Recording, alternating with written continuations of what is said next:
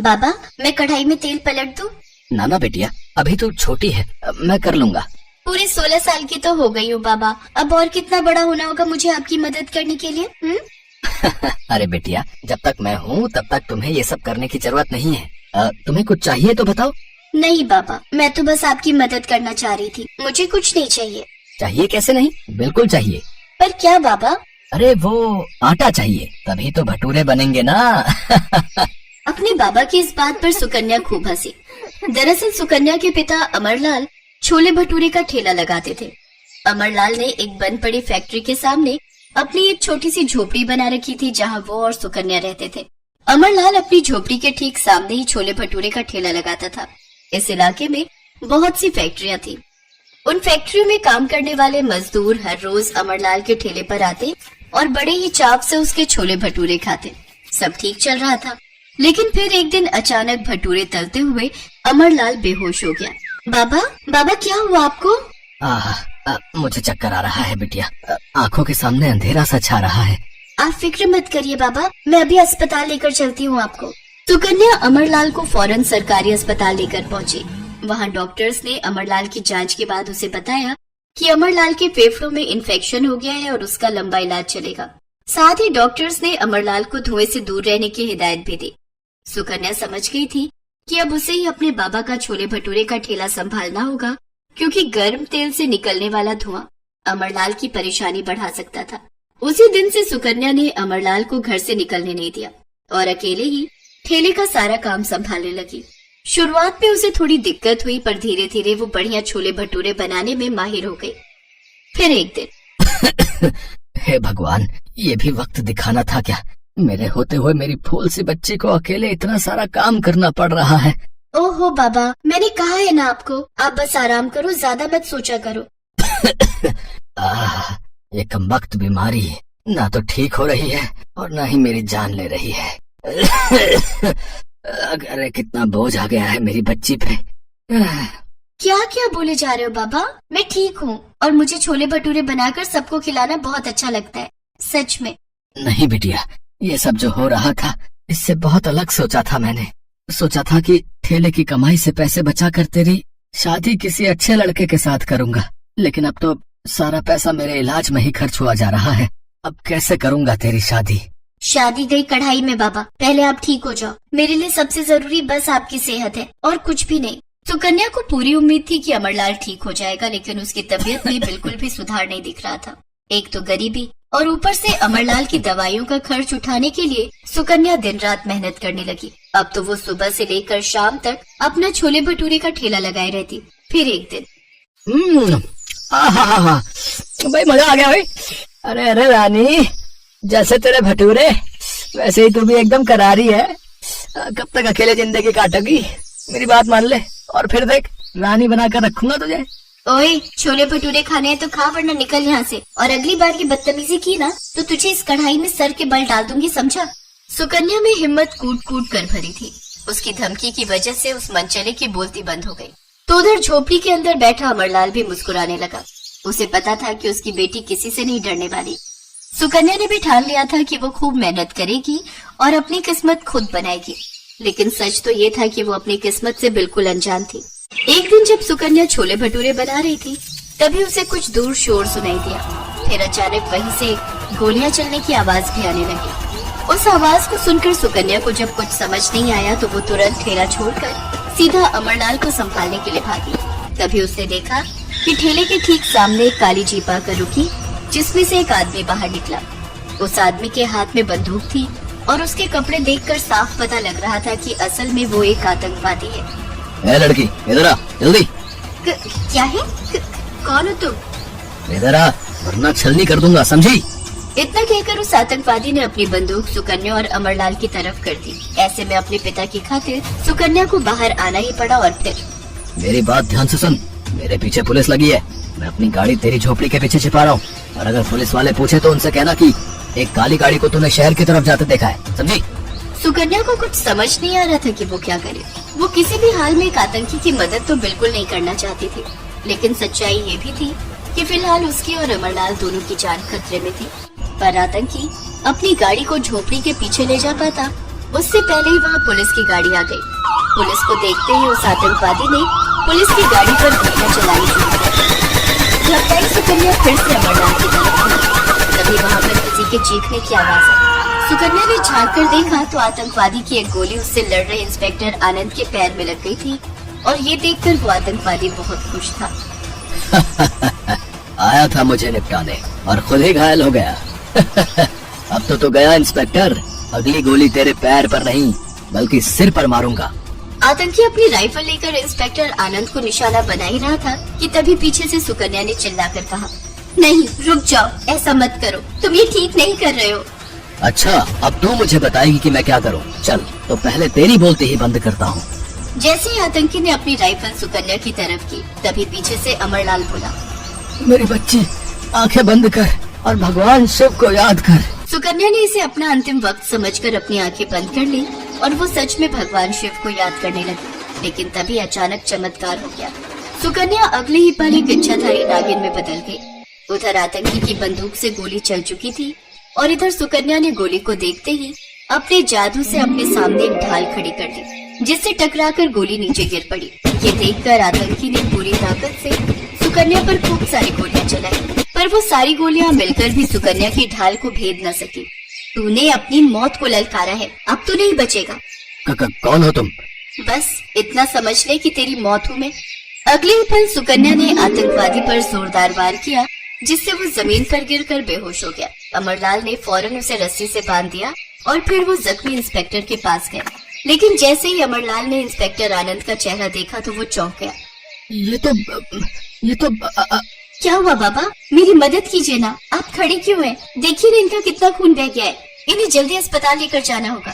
सुकन्या वापस एक लड़की के रूप में थी और फिर इंस्पेक्टर आनंद को होश आ गया और फिर, अरे तुम तो क्या ये हाँ साहब, ये आपकी बेटी है सुकन्या। ये क्या हो रहा है बाबा, ये क्या कह रहे हैं आप? बेटी, यही सच है, तेरा बाप मैं नहीं बल्कि ये है इंस्पेक्टर आनंद। नहीं, ये झूठ है। नहीं बाबा, कह दीजिए कि ये सच नहीं है। हाँ बेटी, ये वाकई सच नहीं है, क्योंकि सच तो ये है कि मैं भी तुम्हारा असली पिता नहीं हूँ। कई साल पहले जब तुम बहुत छोटी थी तब तुम मुझे जंगल की घनी झाड़ियों में मिली थी। उस वक्त तुम्हारे पास 2 नाग बैठे थे और वो तुम्हारी रक्षा कर रहे थे। जब मैं वहाँ पहुंचा तो मुझे पता चला कि वो तुम्हारे माँ बाप थे। कालीचरण नाम के एक दुष्ट तांत्रिक ने नागमणि के लिए तुम्हारे माता पिता के महल को तबाह कर दिया था। उस वक्त उनकी हालत बहुत ही खराब थी और तुम्हारी जान बचाने के लिए वो तुम्हें मेरी गोद में डाल गए। लेकिन तुम्हारे माता पिता को जान से मारने के बाद भी उस कालीचरण ने तुम्हारा पीछा नहीं छोड़ा। उसे ये बात मालूम हो गई थी कि तुम मेरे पास हो, इसलिए तुम्हारी जान बचाने के लिए सबकी नजरों से छुपाकर मैंने ही तुम्हें अमरलाल को सौंप दिया था। तुमसे मिलने का कई बार मन हुआ मेरा, लेकिन मुझे हमेशा कालीचरण का डर रहता था, इसलिए मैं कभी तुम्हें देखने नहीं आ सका। ये कैसा सच है? मैं एक नागिन हूँ और असल में इस दुनिया में मेरा कोई भी नहीं। नहीं बेटिया, ऐसा कभी सोचना भी मत। मैं कल भी तुम्हारा पिता था, आज भी हूँ और हमेशा तुम्हारे साथ रहूंगा। ठीक है बाबा, तो फिर मैं भी हमेशा आपकी बेटी बनकर ही रहूंगी। अब इंस्पेक्टर अंकल, आप ये बताइए कि आपको खाने में छोले भटूरे तो पसंद है ना, खास तौर पर अगर वो एक नागिन के हाथों से बने हो। सुकन्या की इस बात पर सभी लोग हंस दिए। सुकन्या भी फिलहाल मुस्कुरा रही थी, लेकिन वो ये भी जानती थी कि अभी सब कुछ ठीक नहीं हुआ है। कालीचरण नाम की मुसीबत उस पर अभी भी मंडरा रही थी, जिसका उसे आज नहीं तो कल सामना करना ही पड़ेगा। किसी गांव में मुकेश नाम का एक आदमी अपनी माँ और अपनी पत्नी शीला के साथ रहता है। मुकेश और उसकी माँ बहुत रूढ़िवादी विचारों वाले होते हैं। उन्हें अपने घर में लड़की नहीं बल्कि उसकी जगह एक लड़का चाहिए, जो उनके वंश को आगे बढ़ा सके। इसलिए शीला के गर्भवती होने की खबर सुनकर उससे लड़के का ही जन्म हो, इसके लिए पूजा पाठ कराने लगती है। हे भगवान, हमें हमारे घर का वारिस दे देना, बस उसके बाद मुझे तुमसे कुछ नहीं चाहिए। इसी तरह दिन और दिनों के साथ पूरे 9 महीने बीत जाते हैं। वह शीला को लेकर गांव के नजदीक सरकारी अस्पताल जाते हैं, जहां शीला एक बहुत सुंदर और प्यारी बच्ची को जन्म देती है, जिसे देखकर शीला की सास गुस्से से लाल हो जाती है। लड़की, मुझे मेरे घर में बोझ नहीं, इस घर को, मेरे वंश को आगे बढ़ाने वाला वारिस चाहिए। ये हमारे साथ नहीं रह सकती। नहीं माँ जी, ऐसा मत कीजिए, मेरी बेटी को कुछ मत करिए। शीला रोते और गिड़गिड़ाते हुए अपनी बेटी को बख्शने की विनती करती है, पर मुकेश या उसकी माँ में से कोई भी उसकी एक बात नहीं सुनते। वे शीला और बच्ची को लेकर अपने घर आते हैं और शीला को घर के अंदर भेजकर बच्ची को घर के बाहर से ही एक टोकरी में रखकर गांव के पास वाले जंगल में जाकर छोड़ आते हैं। सुबह से शाम हो जाती है और बच्ची वहीं उस टोकरी में भूख से रोने लगती है, जिसकी आवाज सुनकर एक नागिन रेंगते हुए टोकरी के पास आती है। कितनी प्यारी बच्ची है, भला इसे यहाँ कौन छोड़ गया होगा। ये सब सोचते हुए नागिन जैसे ही बच्ची को अपनी गोद में उठाती है तो उसे बच्ची से जुड़ी पूरी कहानी एक दृश्य में दिखाई देती है। बच्ची की मासूमियत और उसके बारे में सारा सच जानकर नागिन अपने आप को रोक नहीं पाती और उसे अपने साथ ले जाती है। जैसे ही नागिन अपनी गुफा में पहुंचती है तो उसका नाग पति बच्ची को देखकर हैरान रह जाता है। हमने वचन लिया था कि कभी किसी भले इंसान का बुरा नहीं करेंगे, और तुम अभी अभी दुनिया में आई मासूम बच्ची को उठा कर ले आई। मैं इसे कोई नुकसान नहीं पहुंचाना चाहती। ये बच्ची मुझे जंगल में मिली। गांव का एक क्रूर परिवार इसकी लड़की होने की वजह से इस नन्ही सी जान को घने जंगल में मरने के लिए छोड़ गया। मैं तो इसकी मासूमियत में खोकर इसे यहाँ ले आई। क्या हम इसे अपनी बेटी बनाकर अपने साथ रख सकते हैं? हाँ, जरूर। अपने पति की बात सुनकर नागिन बहुत खुश होती है और वे दोनों खुशी खुशी बच्ची को अपने साथ रख लेते हैं। बच्ची तो हमारे साथ सुरक्षित और खुश रहेगी, पर इसे ऐसे हाल में पहुंचाने वालों को इस पाप का दंड तो भुगतना ही पड़ेगा। घर में बच्चे के रोने की आवाज और परछाई देखकर मुकेश और उसकी माँ बहुत डर जाते हैं, पर शीला को कुछ भी समझ नहीं आता, क्योंकि उसे ऐसा कुछ भी सुनाई या दिखाई नहीं दे रहा होता। समय बीतता है, जिसके साथ वो बच्ची एक बहुत सुंदर, आकर्षित और समझदार युवती बन जाती है। नाग और नागिन ने बच्ची का नाम हीर रखा होता है, जो अब उन दोनों के जीवन का सबसे महत्वपूर्ण हिस्सा बन गई होती है। माँ पापा, मैं कितनी बड़ी हो गई हूँ। अब तो आप मुझे बताओ कि मेरे अंदर आप जैसे नाग बनने की शक्ति क्यों नहीं। माँ पापा, मैं कितनी बड़ी हो गई हूँ। अब तो आप मुझे बताओ कि मेरे अंदर आप जैसे नाग बनने की शक्ति क्यों नहीं है। बेटी, जब सही वक्त आएगा तो हम तुम्हें सब कुछ बताएंगे। अभी तो तुम बस यही जानो कि आज से तुम्हें पूरे जंगल में अकेले घूमने की इजाजत मिलती है। हाँ, जहाँ घूमना है घूमो, जो दिल करे वही काम करो। बस कभी किसी मासूम और निर्दोष को नुकसान मत पहुँचाना, और अगर कोई ऐसा कर रहा हो तो उसे भी रोकना। जी, मैं याद रखूंगी। मम्मी पापा की इजाजत मिलने पर हीर खुशी खुशी अपने मन मुताबिक जंगल में घूमने निकल जाती है। बच्ची को जंगल में छोड़कर आने के कुछ समय बाद ही शीला एक बार फिर गर्भवती होती है, और इस बार वह एक लड़के को जन्म देती है, जिसे देखकर उसकी सास और पति बहुत खुश होते हैं और लड़के का नाम राजू रखते हैं। बचपन से ही शीला की सास अपने पोते राजू को पलकों पर बैठा कर रखती है, उसकी हर ख्वाहिश पूरी करती है, और इसी वजह से आज राजू एक बहुत जिद्दी और बदतमीज लड़का बन गया होता है। ये कैसा बेकार खाना बनाया है? क्या यहाँ मेरी पसंद का खाना भी नहीं बन सकता? ऐसे कैसे नहीं बनेगा? तू बता, तुझे क्या खाना है? मैं भी तेरी माँ को बोलकर बनवाती हूँ। मुझे नहीं खाना, पैसे दो, मैं बाजार से खा लूँगा। दादी अपने पोते के प्यार में उसे पैसे दे देती है, जिसके बाद धीरे धीरे ये काम हर रोज का हो जाता है। और एक दिन राजू धोखे से अपनी उच्च शिक्षा के दस्तावेज बताकर दादी से घर के कागज पर अंगूठा लगवा लेता है और घर अपने नाम करा लेता है, जिसके बाद वह अपने मम्मी पापा समेत दादी को घर से बाहर निकाल देता है। मम्मी पापा, आप दोनों ने जब मुझे जंगल में अकेले घूमने की इजाजत दे ही दी है, तो अब एक बार गांव जाने की इजाजत भी दे दो। मुझे बस एक बार वहां जाकर देखना है कि गांव कैसा दिखता है, वहाँ के लोग कैसे रहते हैं। नहीं हीर, तुम गांव नहीं जा सकती, वहाँ अच्छे लोग नहीं रहते, वो सब इन जंगली जानवरों से भी ज्यादा खतरनाक है। नागिन की बात सुनकर हीर आगे कुछ नहीं बोलती और चुपचाप वहाँ से उठकर चली जाती है। हमारी बेटी समझदार है, तो समझ जाएगी। हमें उसे सच बता देना चाहिए। बता देंगे पर अभी नहीं। जहाँ एक तरफ नाग नागिन हीर के अतीत की फिक्र कर रहे होते हैं, वहीं दूसरी तरफ हीर अपने मम्मी पापा की बात के खिलाफ जाकर शाम के समय जंगल में घूमते हुए किसी को कुछ बताए बिना गांव की तरफ चली जाती है। आप सब यहाँ इस तरह क्यों बैठे हैं? आपका घर कहाँ है? बेटा घर तो यही है, पर हमारे बेटे ने हमें घर से बाहर निकाल दिया। न हमने कभी किसी का बुरा सोचा और न ही कभी किसी का बुरा किया। फिर भी जाने क्यों भगवान ने हमारे साथ ऐसा किया। अंकल, भगवान जो भी करता है वो सब हमारे ही कर्मों का फल होता है। चलो, कुछ नहीं होता। आप सब मेरे घर चलिए, कल दिन में देख लीजिएगा कि कहाँ जाना है। हीर की बात पर कुछ देर सोच विचार करने के बाद वे उसके साथ चलने के लिए तैयार हो जाते हैं, जिसके बाद हीर उन्हें लेकर जंगल की तरफ बढ़ने लगती है। जंगल का रास्ता देखकर मुकेश घबरा जाता है। ये तो जंगल का रास्ता है, तुम्हारा घर कहाँ है? जंगल में। जंगल के अंदर किसका घर होता है? कहीं ये कोई भूतनी या चुड़ैल तो नहीं? अरे नहीं, मैं कोई भूत नहीं हूँ। मेरे मम्मी पापा को शांति में प्रकृति के बीच रहना पसंद है, इसलिए हमारा घर जंगल के अंदर है। हीर की बात मानकर वे सब एक बार फिर आगे बढ़ने लगते हैं। कुछ ही देर में वे सब नाग और नागिन की गुफा में पहुंच जाते हैं, जहां नाग नागिन मुकेश के परिवार को देखकर हैरान रह जाते हैं। ये सब लोग यहाँ मेरी गुफा में क्यों? मम्मी, इन्हें मैं यहाँ लेकर आई हूँ।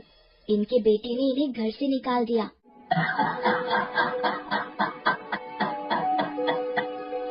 कर्म है, इसी जिंदगी में सामने आते हैं। जो तुमने किया आज वही तुम्हें भुगतना पड़ रहा है।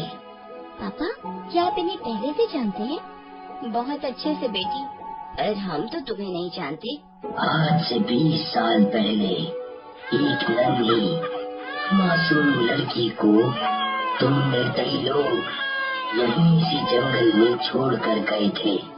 उस समय जिस लड़के के लालच में तुमने उस लड़की को अपने घर और जिंदगी से बाहर निकाला, आज उसी लड़के ने तुम्हें अपने ही घर से बाहर निकाल कर खड़ा कर दिया।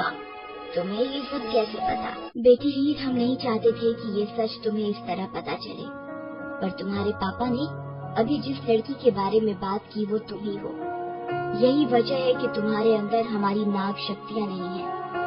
तुम हमारी बेटी नहीं हो, लेकिन जिस दिन से तुम हमें मिली हो, हमने तुम्हें अपनी बेटी से भी ज्यादा प्यार किया है। नाग और नागिन की बात सुनकर हीर हक्की बक्की खड़ी रह जाती है, जिसके साथ मुकेश का पूरा परिवार भी हैरान रह जाता है। इसके बाद नाग नागिन का असली रूप देखकर वे और ज्यादा डर जाते हैं। हमने तुम लोगों को आज तक कुछ नहीं किया, क्योंकि तुम्हारे दुर्व्यवहार की वजह से ही सही हमें हमारी हीर मिली, पर आज दूसरी बार तुम लोगों की वजह से हमारी बेटी की आंखों में आंसू आए हैं। अब तुम में से कोई भी जिंदा नहीं बचेगा। आज तक लगता था कि मैं कितनी बुरी माँ हूँ, अपनी बेटी को बचा नहीं पाई, पर अभी तुम्हें यहाँ इस तरह देखकर दिल को सुकून मिल गया। अब आप मुझे मार भी दोगे तो कोई दुख नहीं। इसके बाद नाग नागिन मुकेश और उसकी माँ को मारने के लिए जैसे ही उन पर हमला करते हैं, तभी हीर बीच में बोल पड़ती है, जिसकी आवाज सुनकर वे दोनों रुक जाते हैं। नहीं, यहाँ कोई किसी को नहीं मारेगा। आप दोनों मेरा परिवार हैं। इन्होंने भले ही मुझे जन्म देकर जंगल में छोड़ दिया हो, लेकिन आपने ही तो सिखाया है कि हमें दूसरों को उनकी गलतियों के लिए माफ कर देना चाहिए और कभी किसी से नफरत नहीं करनी चाहिए। मैंने आप सबको माफ किया। जिस लड़के के लिए तुमने इस लक्ष्मी को बोझ समझकर जंगल में छोड़ दिया था, आज उसी लड़के ने तुम्हें घर से बाहर निकाल दिया, और उसी बोझ ने तुम्हारे हर पाप को माफ करके तुम्हारी जान बचाई और अपने घर में पनाह दी। नागिन की बात सुनकर मुकेश और उसकी माँ को अपनी हर गलती याद आ जाती है और उन्हें उसका पछतावा होने लगता है। वे शीला और हीर के साथ साथ बाकी सबसे अपने किए की माफी मांगते हैं, जिसके बाद वे सब वही जंगल में एक साथ एक बड़े खुशहाल परिवार की तरह रहने लगते हैं।